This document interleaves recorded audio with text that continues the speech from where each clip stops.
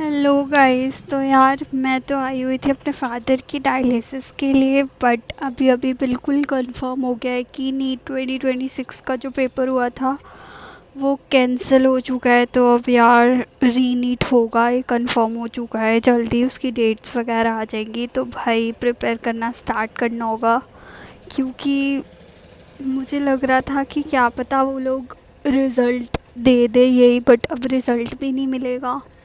Paper तो दोबारा देना ही पड़ेगा यार। बहुत ही ज़्यादा दिमाग ख़राब कर दिया है एनटीए ने, क्योंकि अब उसने ऑफिशियली रिलीज़ कर दिया है कि 2026 का पेपर कैंसिल कर दिया उन्होंने।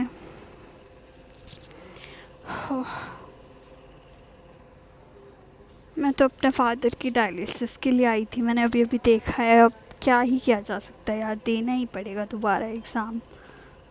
तो जो लोग भी सोच रहे हैं, जो लोग कि थोड़े से भी कम नंबर रह रहे थे ना, तो भाई आप अब अच्छे से पढ़ लो, हो जाएगा। टेंशन ना लीजिए, क्या पता आपको 1 महीने का भी टाइम मिल जाए। तो ट्राई करिए, पढ़ लीजिए, कोई फ़ायदा नहीं है। अब पेपर देना ही पड़ेगा, अब कुछ भी नहीं किया जा सकता। मैंने भी सोचा था मैं नहीं दूंगी, बट अभी अभी मैंने देखा है कि यार कि उसका रिज़ल्ट भी नहीं मिलेगा। नीट 2026 जो हुआ है 3 मई को, अब री नीट देना ही होगा।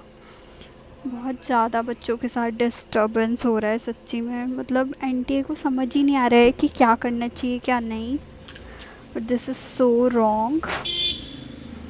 बाकी यार बहुत दिमाग ख़राब हो रहा है। बाकी जो लोग सोच चुके हैं कि बीएससी वगैरह करनी है तो भाई छोड़ दो, मत दो। बट अगर किसी को जैसे अब्रॉड जाना है या फिर किसी को कोई और चीज़ करनी है जिसमें नीट की रिक्वायरमेंट है, तो आप ज़रूर पेपर दे दीजिए। एटलीस्ट क्वालिफ़ाई कर लो पेपर को, क्योंकि भाई कुछ पता नहीं है कि कब किस चीज़ की ज़रूरत पड़ जाए।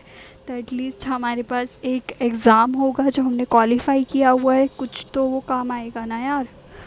क्योंकि काफ़ी कोर्सेज़ होते हैं जो क्वालिफ़ाई नीट क्वालिफ़ाई करने पे भी हमको मिल जाते हैं। तो भाई बिल्कुल भी अब शांत हो जाओ, पढ़ लो, कोई फ़ायदा नहीं है।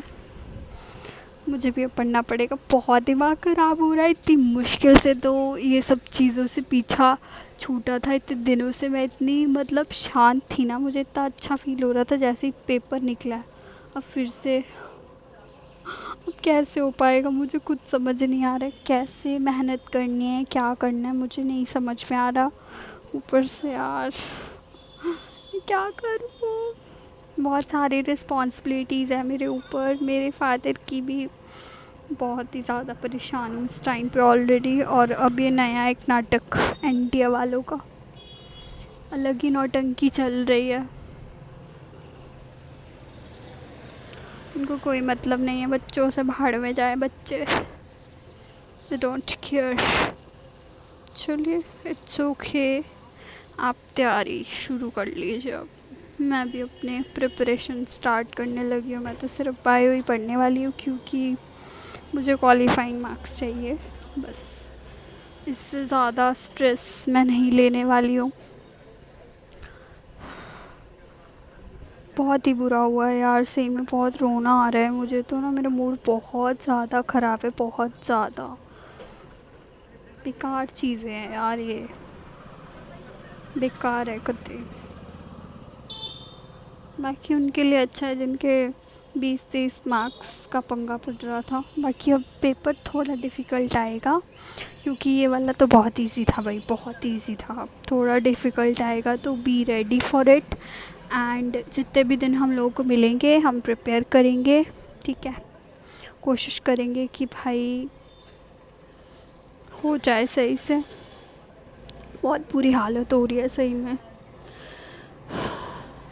फिर से एंग्ज़ाइटी होनी स्टार्ट हो गई है। बड़ी मुश्किल से तो निकले थे ये एंग्ज़ाइटी से। आई डोंट नो आपको आवाज़ अच्छे से आ रही है कि नहीं, क्योंकि मैं मेरा माइक नहीं है मेरे पास और मैं हॉस्पिटल में हूँ इस टाइम पे। तो भाई मैं घर पे जाकर आप लोगों से बात करती हूँ। और आपको अगर कोई भी क्वेश्चन पूछना है तो आप कमेंट में बता देना, ओके। चलो ठीक है गाइस, बाय बाय। और पढ़ना स्टार्ट कर दो, कोई भी फ़ायदा नहीं है। अब कंफर्म हो चुका है पेपर, तो होगा ही होगा। तो मुझे भी बहुत रोना आ रहा है बट पढ़ना ही पड़ेगा यार, कोई फ़ायदा नहीं, पढ़ लो अच्छे से, ठीक है। Okay bye.